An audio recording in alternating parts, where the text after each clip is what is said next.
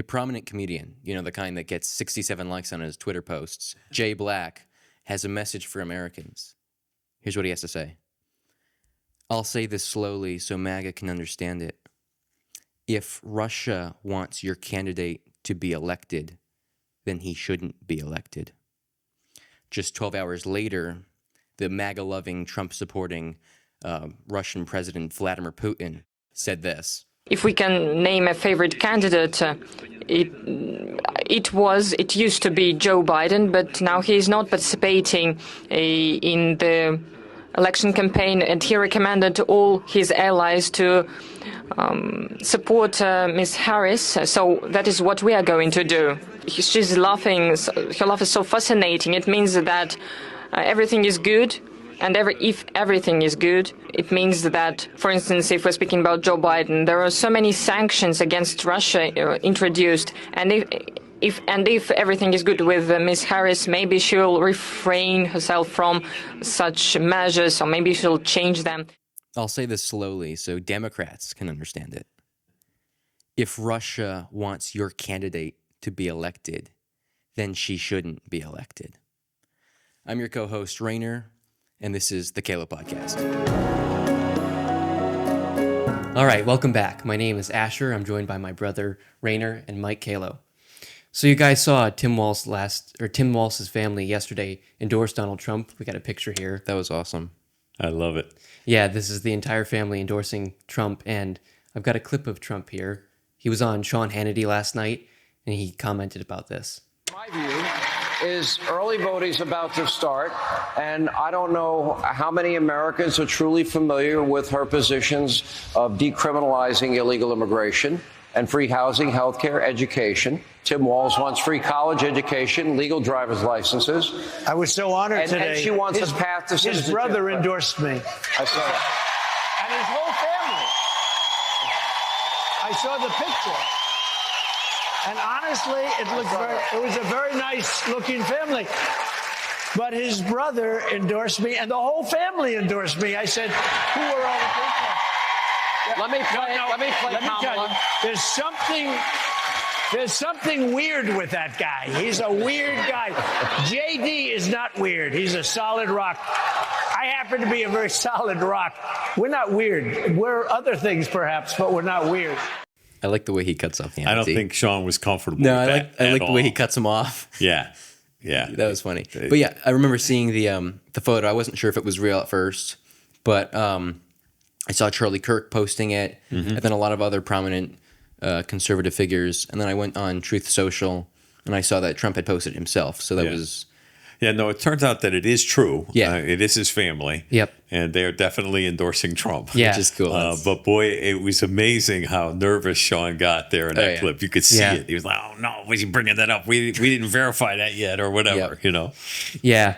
Yeah, I thought it was, well, it's telling that his entire family is coming out in support of Trump. I can't think, I don't know, maybe you can, of another politician who's had that happen to him. Well, I think Barack Obama's brother, I think his name's Malik Obama. Right. He endorsed Trump as well.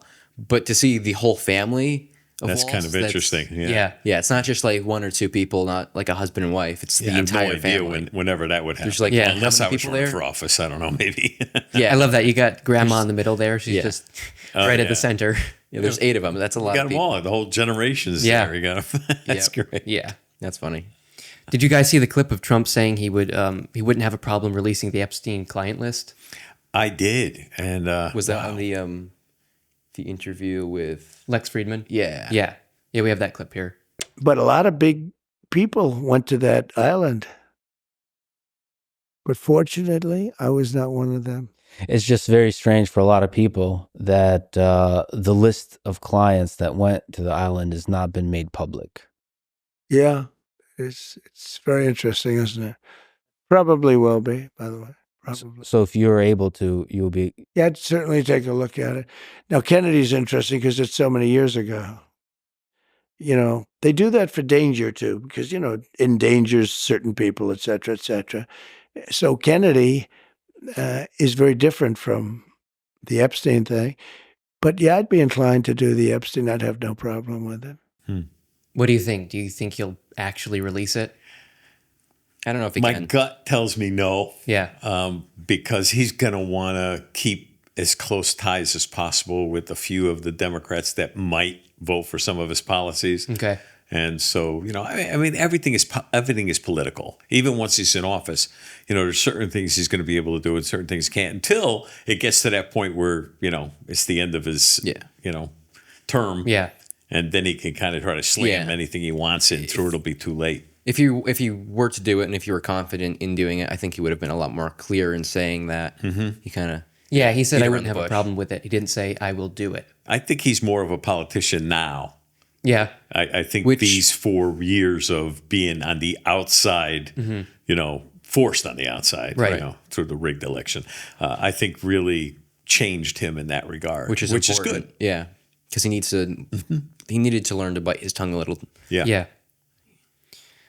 Okay, we've got a clip here of Joe Scarborough. He's claiming that under Trump, capitalism is as good as dead, basically. This argument that was made yesterday by an economic reporter, don't worry about the insurrection, worry instead about tax code and I think regulations. That underlines a point that I've made on this show before that I'm going to make again. If you're a capitalist, if you believe in American capitalism, as I believe in American capitalism, unapologetically believe in American capitalism, it has lifted more people out of poverty than any other economic system ever. It has its problems. The sharp edges always need to be rounded off where it doesn't get in the way of competition and free markets. But if you believe in American capitalism, you should be worried about Donald Trump being elected. We always talk about democracy. We always talk about democracy, Madisonian democracy under threat, because Madisonian democracy is under threat, but American capitalism also. I think he was extremely uncomfortable even saying that statement. Yeah. Because if anybody is against American capitalism, it's these two. It was obviously scripted. So many times they've come out against just about everything that is capitalism based. And Brzezinski, her dad, it was like a well-known communist. Let's face it. Yeah. What is this? Well, I think the Democrats are facing a real problem here. Yeah. Trump is gaining a lot of support, and the American people who didn't care about elections are starting to care a little bit more because they see it more as their duty, and before it kind of affected them, but it was more hidden. With the Biden-Harris presidency, we saw how extreme two people can act in 4 years. So I think a lot of people are rallying behind Trump and regular common sense things like capitalism, and so now the Democrats are trying to backpedal and act, oh, we love capitalism, it's important, and there's some rough edges, but we'll sand those out, and we're for capitalism and all that, when they're not. They've been yelling socialism for the past. And I think that's the thing to remember. Yeah. They don't really believe what they're saying. They're just saying it in order to look more middle of the road, but they don't believe it one single bit. So No, they both. I hope you're right. I hope people are seeing this. Right. Yeah. I hope people are going to, vote their conscience, and those who haven't voted will vote. I pray that happens. Yeah. Yeah, me too. But you could see I don't know who she is. I know she's on all the time. I don't know her name. Mika? Okay, Mika. Mika Brzezinski. Whatever. Oh, you got to go online and study her dad. He was a very interesting character. Yeah. Okay. Yes. Yeah, but you could tell her and the guy on the right, they were just standing there, and they're kind of uncomfortable when he's saying this. No, they kind of nodded. Oh yeah, completely lost. We like capitalism. Yeah. Well, speaking of that, because he's basically saying, if you elect Donald Trump, capitalism is over. But I've got a few of Harris's economic policies here. It took me a while to find these because she doesn't have her platform listed on her website. No. If you go to donaldjtrump.com, first link right there, platform. On hers, nothing. Nowhere on her website is her platform. So anyway, she wants price controls, unrealized gains tax. We have a clip on that in a minute here. She at least wanted a ban on fracking since 2020, and she hasn't recanted that herself. She said Joe Biden does not support it, and I will not support it with Joe Biden or something like that. But she never said she herself doesn't support it. An EV mandate, basically saying that manufacturers have to make EV cars. And she recently declined to answer whether she would veto or sign the bill she co-sponsored in 2019 with such a mandate. Right. And then a jobs report just came out yesterday, on Wednesday. It's we've had the fewest jobs since January 2021. So if you want to talk about capitalism and the danger to it, it would be Kamala Harris and Joe Biden. Absolutely. And every one of those topics that you brought up that, she's originally supported and now is backing away from, like EV cars and everything else, they've changed their stance on it every time. But every time it comes up to a vote, they vote for it. Right. Mm-hmm. Period. Yeah, here's that clip of the capital gains tax. Unrealized gains, taxing unrealized gains just doesn't seem fair in any sense of the word. In the very best sense, if you are taxing unrealized gains, all you're doing is pulling forward the taxes that would be paid later when someone actually sells the stock. I think that this reaction to unrealized gains is a little funny, given that I bet that the majority of people watching right now are already paying a tax on unrealized gains. It's called a property tax. When the value of your home goes up, it's a use tax. When the value of your home goes up, you pay higher taxes even if you don't sell your home. Your value of your home never moves the way a stock moves, the way something else moves. That's always the go-to answer. It's also, property tax is a use tax. You're paying for the schools, you're paying for emergency services. Those are things that make absolute sense. And sure, and all the revenue that comes in from these unrealized gains taxes and the other taxes in the Harris plan are going to go to creating what she calls more opportunity. It's to make sure that every newborn born in this country gets $6,000. Using the services. Well, look, you're arguing that this is some sort of foreign concept that's completely unknown in the U.S. tax code. It's probably unconstitutional. It's probably, and it was never in anyone's intent to tax. It's not an income tax, and it's never going to happen. Probably. Not in, well, I'm not going to say my lifetime. I wouldn't say that. Not in Becky's lifetime. I don't think people really understand what it means when you say unrealized gains. Right. The average person has no idea. They don't know what it means. Even middle-class people who do have a 401k or some kind of investment, program, a Roth IRA or something, and somebody's managing it for them. Okay. Yep. They don't even understand. They can't even read their own statements. Right. I know, because I have people all the time say, "Oh, what does this mean?" Yeah. So when you say unrealized gains, they don't know basically what it means is, so the market's going up. You got, $10,000 in your account, and the market's going up, and your account's not worth $12,000 at the end of the year. Well, guess what? You pay tax on that $2,000. Even if you don't sell it. The problem is, come January, the market drops, and your portfolio is only worth $9,000. You already paid tax on it. Yeah. You understand? Right.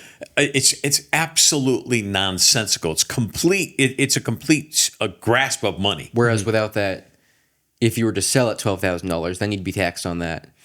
So unrealized gains tax, it's taxing you before you make the sale, and then if you don't make the sale, you're still taxed. Well, you're actually taxing before you actually make money, because there's no guarantee you make money until you sell. You might not sell. Yeah. I mean, having a statement is just a statement of that. It's a photograph in time.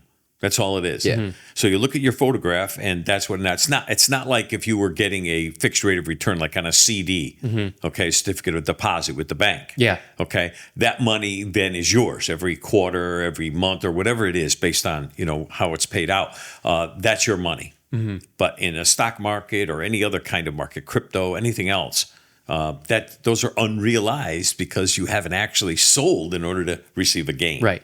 So, and just so this is clear for everybody watching, this guy talking here, this is her economic advisor. Yeah. This is basically a surrogate for her saying that this would be something she supports. Yeah, because they're saying, just like he did, well, we're going to use this to give people back $6,000. So you're going to take my money to give me back my money. Yeah, right. Right? That's what he just said. Yes. We're going to give every family $6,000. Yeah, exactly. So first we're going to take it from you in order so we can give it back to you. It's all a scam. Every time they give us back money, they're not giving us back money. Mm-hmm. It's my money to begin with. Yeah. So what are you talking about? Right. Ugh, it's aggravating. Well, while we're talking about her, I saw this funny clip of, this is Peter Doocy asking Karine Jean-Pierre, since when does Kamala Harris have a Southern accent? A different topic. Since when does the vice president have what sounds like a Southern accent? You better thank a union member for sick leave. You better thank a union member for paid leave. And you all helped us win in 2020, and we're going to do it again in 2024. I have no idea what you're talking about. Well, I mean, this is. She was talking about unions in Detroit using one tone of voice. Is this something that same you think? Line? Okay, Peter. That she used the same line in Pittsburgh, and it sounded like she at least had some kind of a southern drawl. I mean, do you hear the question that you're? I mean, do you think Americans seriously think that this is an important question? They care. You know what they care about? They care about the economy. They care about lowering costs. They care about health care. That's what Americans care about. So that's what they want to hear. This is something... They care about. Your colleague just asked me about what basically we talked about, went back and forth about democracy and freedom. That's what they care about. I'm not even going to entertain some question about the president. It's just hearing it sounds so ridiculous. Well, but hearing it is the question. I'm talking about the questions is just insane. Is that how she talks in meetings here? I'm just Peter. We're moving on. We're still moving on. Oh man, that's a great non-answer. It was great because she actually spent time on it instead of just ignoring it. Yeah, right. You see, she spent time on it because she knows people caught that garbage. They didn't like it when Hillary Clinton did it. Nope. They didn't like it when he. Well, because not good to people do care. It's code switching. You're faking your personality. It's gross. You don't like that. It's actually demeaning to people. Yeah. You know, like I get it if you're doing it as a joke, but she wasn't. Unless you're doing it as a joke. Because 5 hours later, she says almost verbatim the same paragraph without in the a accent. totally different tone. Yeah, I wish I had that clip here, but I don't. But yeah, totally different tone. Right. And Kamala does a better job at avoiding people and questions than this woman. I don't know if you saw the clip of her. I think she was either getting on a plane or getting off a plane, and the reporters were asking her questions, and so instead of just walking away from them like she usually does, she has earphones in, just like, oh, I can't hear you, I'm listening to music. You mean Kamala Harris? Yeah. She has the earphone in, but then she puts the phone up to her ear. Yes. While she has the earphones in. Here it is. Yeah, so she shakes hands with an officer, and she's ascending up the stairs onto Air Force 2. I don't know if you noticed, but if you watch her at the end, she takes her earplugs out immediately as she gets in the plane. So she doesn't care. She's only just doing it. It's a big. Yeah, she's got the phone up to her. She's taking them out right there. Yep, they're out. It's a big scam. It's such a joke. Yeah. They learn how to avoid having to answer questions. Yes. And besides, it's 2024. You're going to be using AirPods. They're not going to have a cord. She only used the cord so that people can see there's obviously something in here. It's so fake. The whole thing is just gross. She avoided that question, but Tim Walz earlier this week, he avoided a different question. He was at some sort of fair, and he walks over to this media pool, and they fire a couple questions at him, and he answers them. And then this one question gets asked by a reporter, and he's done. Thanks, everybody. The question was, how much has changed from the last state fair? I don't get 12 days, which I normally get. A little bit more of a disruption, and I'm more concerned, obviously, disruption to the other folks. But it's exciting. I think people are seeing that we're getting to talk about Minnesota across the country, talk about the economy here, talk about things like the state fair, talk about agriculture. That's been really exciting. How are you balancing managing the state of Minnesota and running for president? Yeah, I got a good team on the being able to manage my schedule. We appointed 3 great judges last week in Ramsey County, as you saw. Every night we go through all of the decision memos and meeting with the commissioners. I stay updated throughout the day, and I'm in and out. Most of my time is day out and then back in. Governor, how are you feeling? What's your reaction to the 6 hostages being found dead in Gaza? All right. Thanks, everybody. Yeah, exactly. Yeah, thanks, so, everybody. I apologize for the long clip, but I did that purposely so that you guys could see. He gets asked 2 questions, pretty long. He gives an answer, and then he gets asked about these 6 hostages, one who was an American, murdered by Hamas in Gaza. And he's like, yep, looks over at his advisor or whoever and says, all right, time to go. And you could tell he wasn't done after the second question because he paused to give another person the opportunity to ask the question. As soon as he heard it, he looks over and he's like, all right, I'm done. They got nothing to say about that. And just while we're here, just for 1 second, I had this conversation with somebody yesterday because people are being swayed by all the media coverage about Gaza and the attacks on Gaza. So we have evil people attack innocent people. That's what happened October 7th last year. Okay. evil terrorists attack innocent people. Then innocent people respond in attack because they killed, baked people alive, put babies in microwaves, did all kinds of horrific things. Right. We respond and people die because that's war. That's what happens. So now they have hostages, 100, not 105 or 106 left hostages.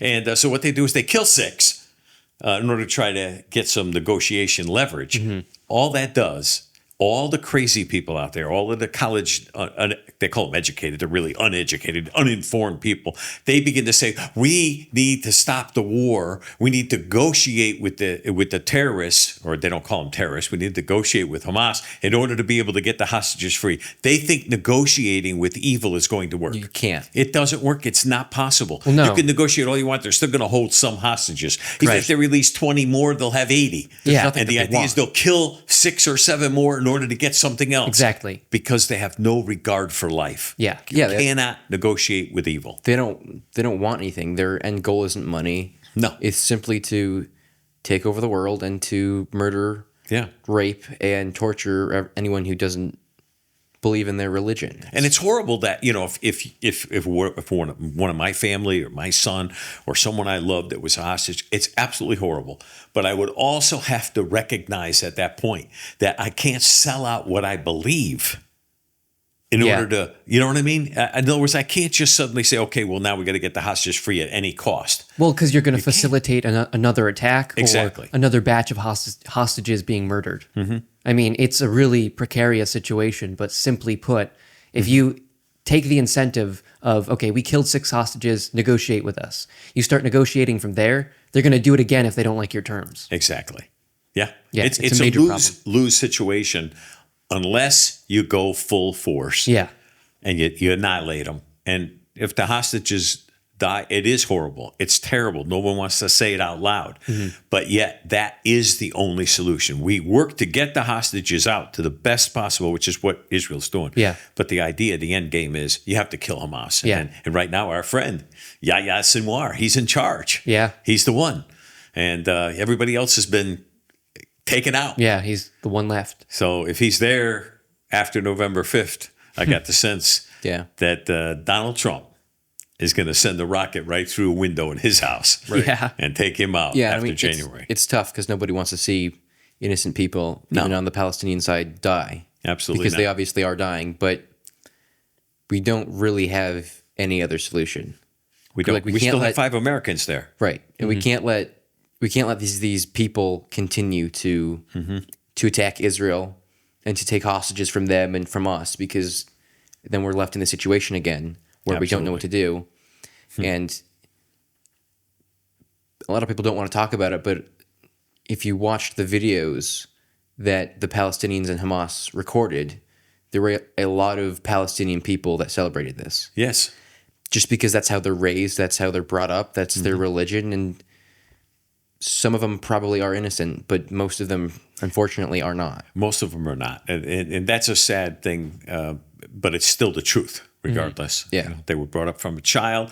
They were raised in evil, and sometimes there is no other response. Yeah, because, I mean, they're raised every single day to hate Jews. I mean, we looked at some of the school curriculum stuff. It's all, the math is all ordered around, if I kill this many Jews and then I do X to this many Jews, how many Jews do I have left? Yeah.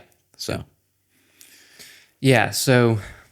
I find Walz, he's a particularly unlikable character. I've got a compilation that somebody made of him claiming to have achieved the rank of Command Sergeant Major, which he never did. It was a conditional rank that was said, you can have this rank, we'll give you this rank if you complete X amount of years in this academy. So they gave him the rank, but he got out of the military because he was going to be deployed to Iraq. Right. And so he never actually received this rank. And he likes to claim that he was the highest official ever to be elected to Congress. I believe it's E9. There have been a couple E8s elected. He's technically an E8, but he likes to say he's an E9. So here's that clip. tell him I'm a school teacher. I'm a retired sergeant major. As a 24-year veteran of the Army National Guard and a retired command sergeant major. As a retired sergeant major in the Army National Guard out of Minnesota. Retired out as command sergeant major. I spent 24 years in the military, Congressman, as a command sergeant major. Tim Walz is one of those everyday people. Coach to the state champs. Teacher of the Year. Command Sergeant Major. I am a retired command sergeant major in the Minnesota National Guard. I am a retired sergeant major in the Army National Guard. What I consider to be the responsibility and the privilege of being the highest ranking enlisted personnel ever to serve in Congress. All right, so you get the point. This goes on for another minute and a half. He just keeps repeating it.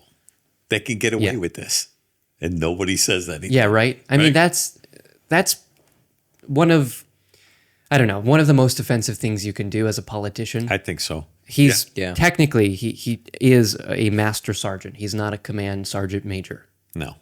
And to claim that he is it's despicable. Yeah. Stolen valor. Yeah. Pretty much. It's that too, yeah. Disgraceful to the people who actually did serve and who earned that rank or who attempted to earn that rank. It's just as phony as Kamala Harris, really. Yeah. But yeah. I've got a clip here of Vivek absolutely destroying Kamala Harris in about 60 seconds. You brought up some claims about Kamala Harris. I want to finish that discussion. She said she didn't favor a ban on fracking now. The reality is she was one of the strongest proponents of that ban, so much so that when she was in California, she sued the Obama administration over granting fracking permits. She didn't just favor the abolition of private health insurance. She was a co-sponsor of the bill with Bernie Sanders as a U.S. Senator for Medicare for All for Americans. The reality is, when you think about the Green New Deal, she was the chief proponent, not just as a co-sponsor of the legislation, but going further and saying she would end the filibuster in the Senate to ram that through. So the reality is she can say what she wants to say now. Those are actions she has taken. Is someone allowed to evolve? Of course they are. But she deserves to explain exactly why she's changed those positions, exactly what her position is. If it's not a ban on fracking, what exactly is it? What exactly is her health care plan if she no longer favors abolishing private health insurance, which just 4 short years ago when she ran for president, she did. And that's the kind of scrutiny that's been missing. I think Donald Trump has received plenty of scrutiny, and I give credit to him for sitting for hostile interviews that Kamala Harris has not. The woman's tried to speak several times. Yeah. He just keeps talking. He won't let her get a word in edgewise. He can't get a word in edgewise. It's great. Yeah, he says, there's room for everybody to evolve. And she's like, yeah. There is, but not to that degree. You don't flip-flop. You don't completely change your degrees. You don't completely change your views 180 degrees on every single major economic and cultural issue. Yeah. It just doesn't happen. Without an explanation. Yeah, at least without an explanation. The thing is, we're talking about people who are going to vote for her that basically live with their head in the sand. Yeah. You know what I mean? And whatever the marching orders are, or just don't care. They're just like, okay, we're going. Because people even who agreed with her, who knew that she was against fracking and who agreed with her, they're still going to vote for her. Yeah. They're still going to support her. Oh, well, she's just kind of... and they live in the state. Yeah. And they have family who are in that business. Mm-hmm. Right. Yeah, it's ridiculous. It's there's another word for it, but it's sad. Yes. Okay. Yes. So in New York City, I don't know if you guys caught the story. It just details the corruption of New York City, or New York State, rather. So this woman, Linda Sun, she was the former deputy chief of staff to Kathy Hochul, who's the governor of New York State. She was just arrested for being a foreign agent working on behalf of the CCP. She's charged with violating the Foreign Agents Registration Act, visa fraud, alien smuggling, money laundering, and conspiracy. And her husband was arrested on a bunch of other counts as well.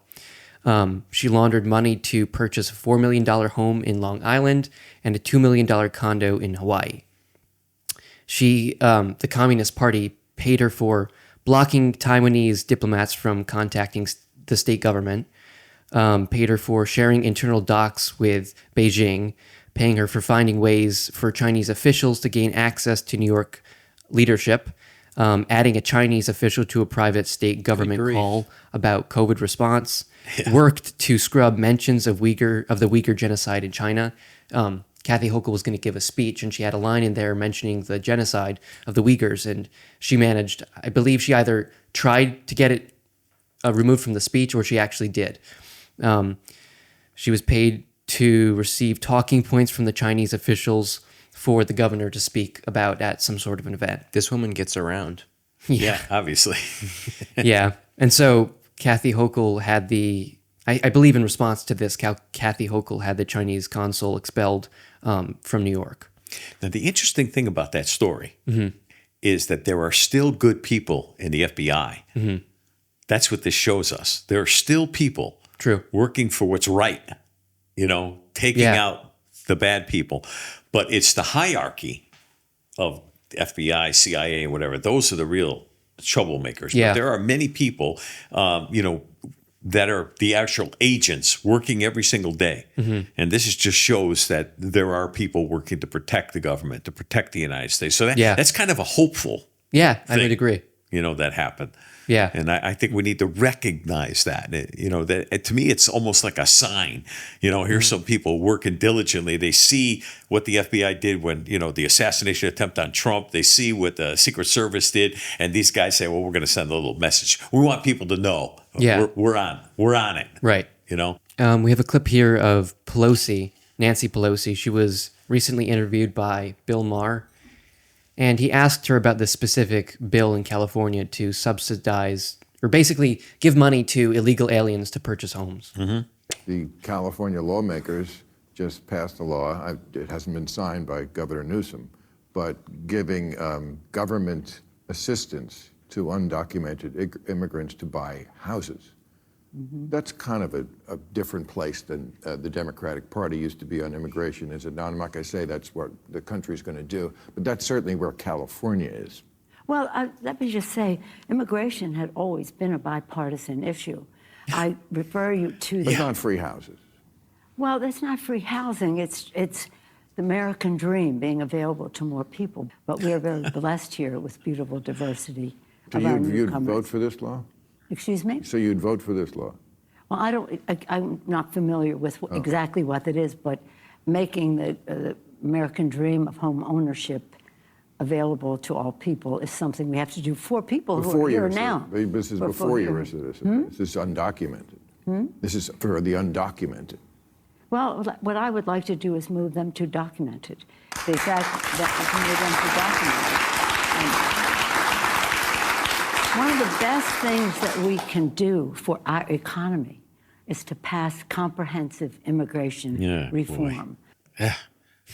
Never ends. No. It just never stops with the same. It's tiresome. It is. You hear the same words over and over and over again.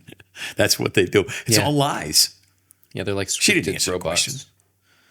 Yeah. Yeah. I think part of their strategy is repeat things that are insane. One, to a point that people think it's sane, or two, to a point that it just drives people away from politics. Yeah. And you can see that with a lot of people. They just say, I just can't take this anymore. Yeah. I'm done. I don't have nothing to do with it. And it's not about giving them money. It's about the American dream. Yeah, right. It's not about a house. It's about American dream. Right. What are you talking about? Yeah, exactly. I'm giving them money for a house. Pretty sure it's like giving them $30,000 so that for up to $150,000. Up to I saw 30,000. That's ridiculous. Yeah. Even if it was just 30,000. Well, it's up to it. So basically, what that equates to, it's 20%, which is the down payment, $750,000 home. Right. Okay. Okay. Yeah. So 20% is $150,000. So that's what this is. We're basically going to set up, undocumented immigrants, illegal immigrants. Yes. That's insane. With a home. Yeah. Yeah, it is insane. Especially when we know people that are, being evicted from their homes because they can't afford to pay their rents anymore. And I'd like to buy a home eventually. Yeah, that's right. And you should. I should be able to. You can apply. I'd have to. Well, you can hear in the interview, she's asked about the bill, and she says, we want to make this available for our people. Mm-hmm. And then he's like, our people, you mean the undocumented? He should have said illegal, but anyway, he says, our people, what are you talking about? These are not our people. Oh, well, I'd like to make them our people. That's right. Yeah, there it is. They want to turn all of these people into our people without making them assimilate, without making them go through like basic history classes or whatever, making them part of our country. And even if they did that, it still would not justify them bringing in millions and millions of people into our country. No, it wouldn't justify it, but it does give them the eternal power grab that they're looking for. Yes. No one will ever be able to win from any other party. Nope. But the Democratic Party, if they get their way. It'll be a permanent electoral majority, for sure. Yeah, pretty much, which leads to what they're afraid of, kind of a dictator. Yeah, right. Okay, but in the form of a quote-unquote republic, a democracy. But it's not, because we won't have our vote won't matter. No. Because they've overwhelmed the system. They set up the census. They've set up the way that they take the census. They've set up the redistricting, which is the way people vote. So basically, what they've done is control the vote. So your vote doesn't matter. Well, yeah, Mike Johnson, he was doing something smart, or he is, with this new bill to fund the government. He attached the SAFE Act to it, which basically says that illegal immigrants cannot vote in U.S. elections. Yes. And so he's forcing the Democrats to get on the record about this and say whether they support illegal immigrants voting in our elections or not. Now, the Democrats are saying they already can't vote. Why would we vote on this? Okay, sure. That's not true because of what you just said, the redistricting and all that. There are plenty of cases of illegal immigrants actually voting in our elections. Yeah, even when they're not supposed to vote. Right. They vote, and then it's like, oh, well, we voted. Yeah, can't count. They don't have records. They don't keep the records. Well, they're not even checking voter ID. No. Well, does the SAFE Act require voter ID? I believe so, yes. Yeah. Okay, because otherwise I don't... SAFE Act requires voter ID, which is, there's some states like Connecticut, you can't vote without an ID. Okay. So, I mean, we know that. And it doesn't mean that they still don't steal in other ways, because we know people just got caught in Bridgeport and other places. People steal. But in many states, they just come in, okay, hi, your name, Yeah, exactly. Oh, we don't see you on the list. Oh, okay, we'll add you. Yeah, right.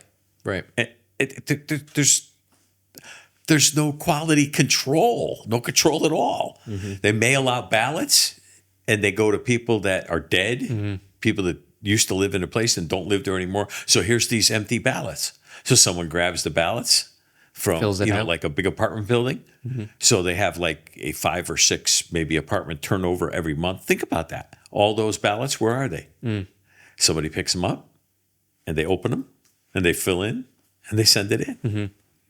And that person may have moved to another place or another state or another city, and then they go to vote. Yeah. It's very bad, because we've allowed this kind of freedom, they call it, in the voting system. It's not freedom. No. It's anarchy. Yeah. Right. And with that, let's get to Ask the Pastor. We have to use Scripture against the enemy in order to get him to flee. You got to stick with the Word, though. You can't hit him with anything else. It's got to be the Word of God.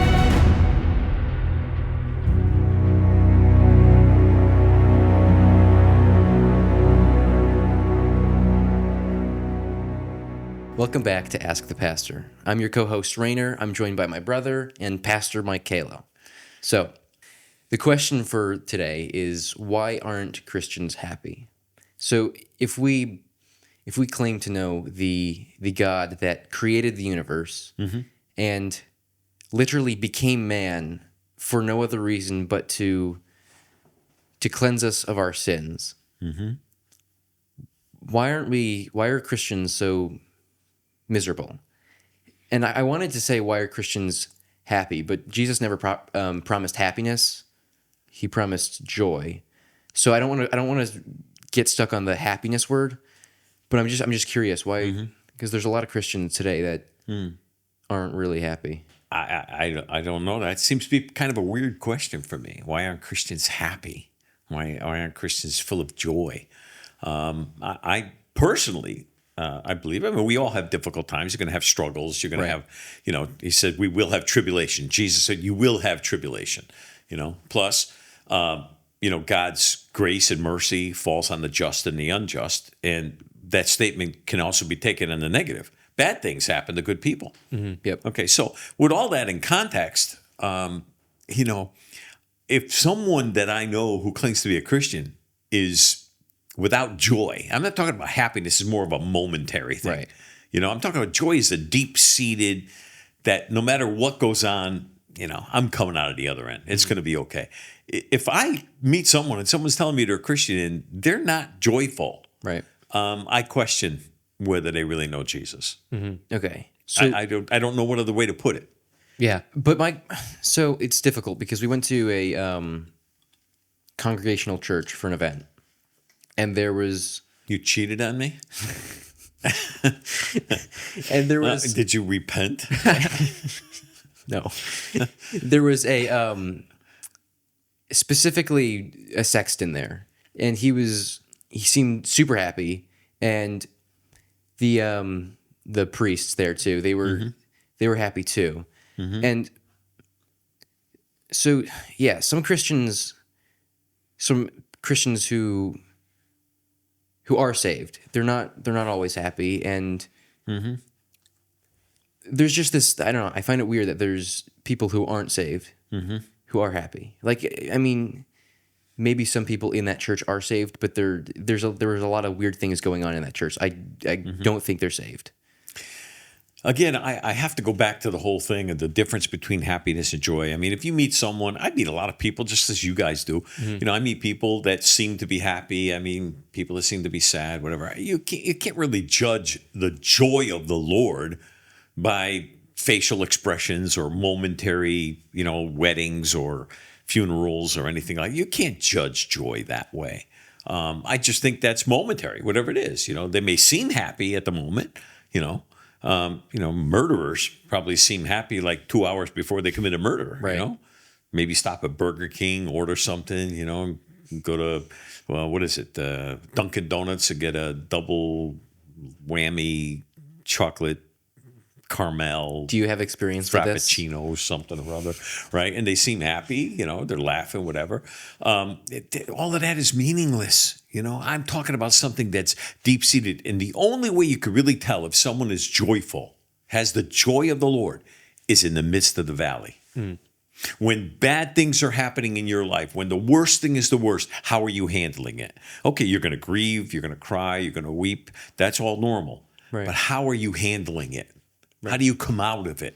What are you going to you get knocked down and you're going to stay down? Or you're looking for ways to get up? To me, that's the sign. That's the sign of a joyful person. Okay. Is that given by God, or is that something you can cultivate? I think that comes from a relationship with God. Okay. Yes, you could cultivate anything with God, and it comes through a closer, intimate relationship. Yeah. The closer you get to God, the greater the joy you have. Because how can you not have joy? The doctor could tell me tomorrow I got, a month left to live.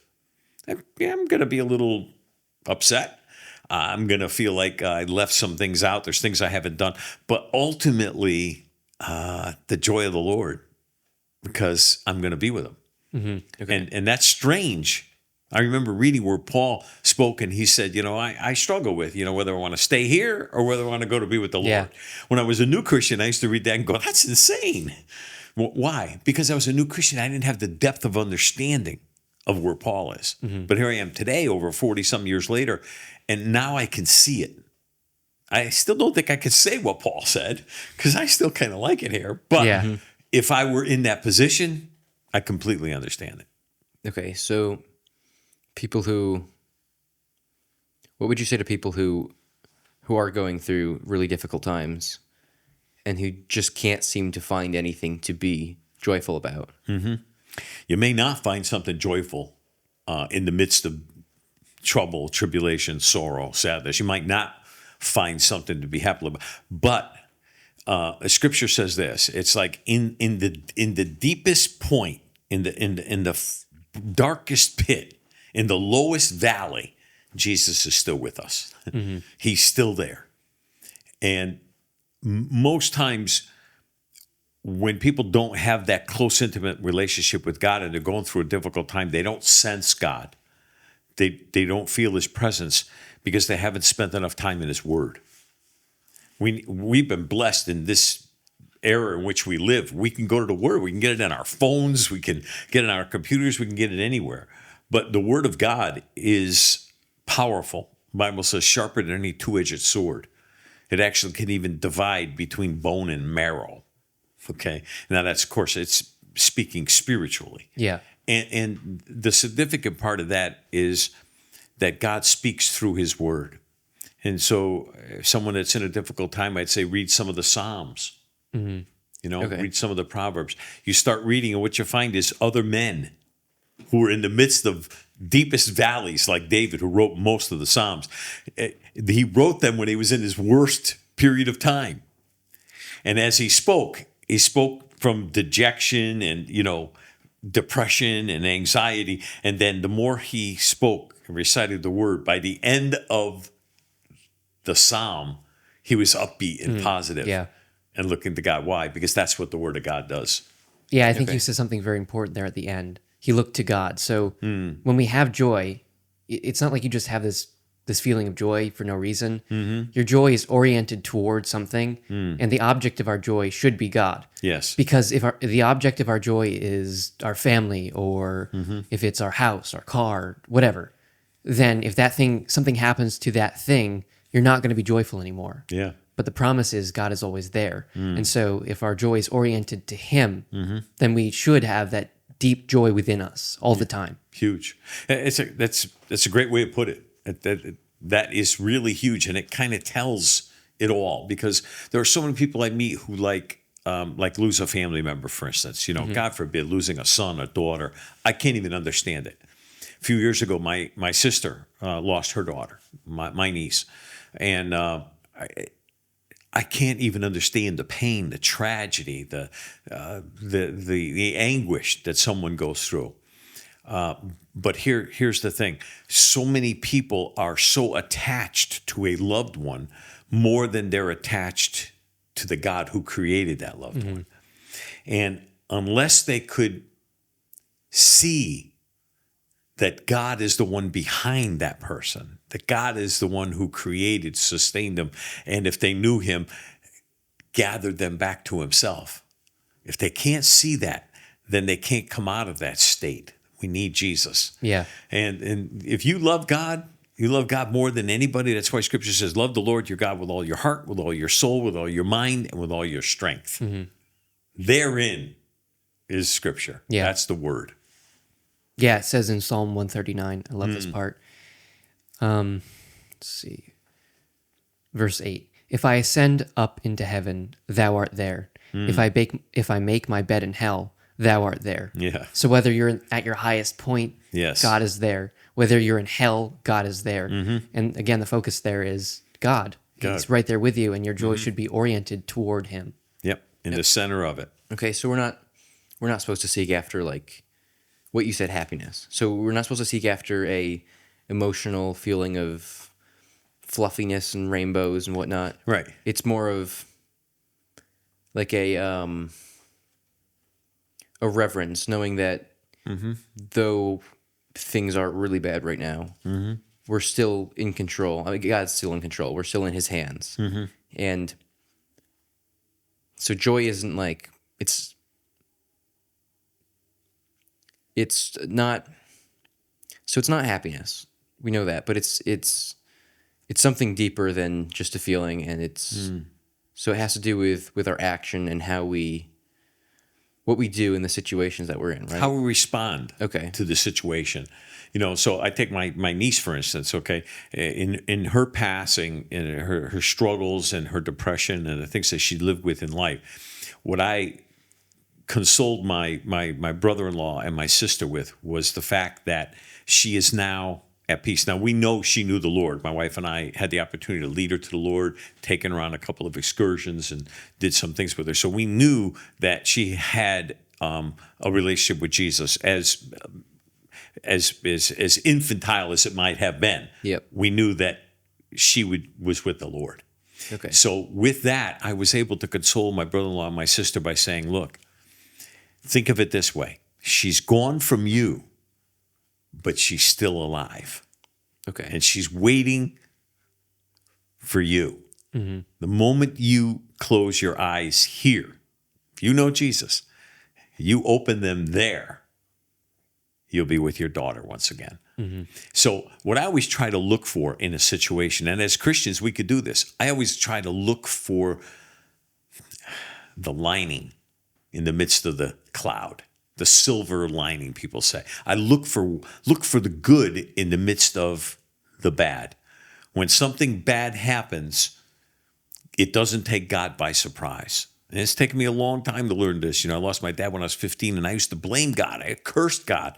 I said, how can you do this? I blamed him until I realized it wasn't him, it was the devil. So I was blaming God for something that he didn't do. Mm-hmm. Today, I could look back and I could thank him, not for, taking my father when I was 15, but I could thank him that I now have a revelation that God had a plan. Mm-hmm. And I may not be where I am today. I wish I was someplace else sometimes, but I may not be where I am today if it were not for what I had to go through and experience. Mm-hmm. So I may not understand it all, and I don't. I have a lot of questions, but I could trust God, and I can have the joy knowing it's going to be all right. Yeah, one of the things that I get most joy from is the absolute sovereignty of God. Mm-hmm. He's so sovereign, and yet he's here. He's near with us. Yeah. I mean, I'd love to hear you do a sermon on that, but it's a tough one. There's so much joy in that. Yeah, the sovereignty of God is a hard one, especially with people who believe in faith. The lines cross. True, yes. And you say, well, I had faith, and yet, I still got cancer, or I had faith and, my husband still died, or I had faith and, the cat still never came back. You know? I had faith. Well, what's wrong? Is it because I didn't have enough faith? And then you talk about the sovereignty of God, and then you go, so God wanted my cat to disappear? Right. There's two sides of it. Yeah. I believe in the sovereignty of God completely. And I think man only has such a small understanding of God and faith and all those things. That we have to still have that trust like a child does in a parent. And that trust is basically blind. So the things that I don't understand, I have to just attribute to a blindness. There's a blindness I have because we don't see clearly. Scripture says we see as, through a tinted glass, basically. And so we don't see clearly. We don't understand it all. So I have to trust. Yeah. And God's sovereignty. Yeah, it's a great message. maybe I can write something. I don't know. I've thought about it multiple times. Yeah. But it's hard to put together. Yeah. Very hard. Definitely a lot of different viewpoints on that one. For sure. And you have to cover them all, or else people walk away thinking something that they shouldn't think. Yes. Right. Absolutely. So tough question. All right. Well, thank you. I think that answered it. I hope you got some more joy. I do. I do now. Good. Yeah. All right. That's better. Right. Yeah. Well, thank you. And for those of you watching, leave your questions in the comments and we'll get to them next time.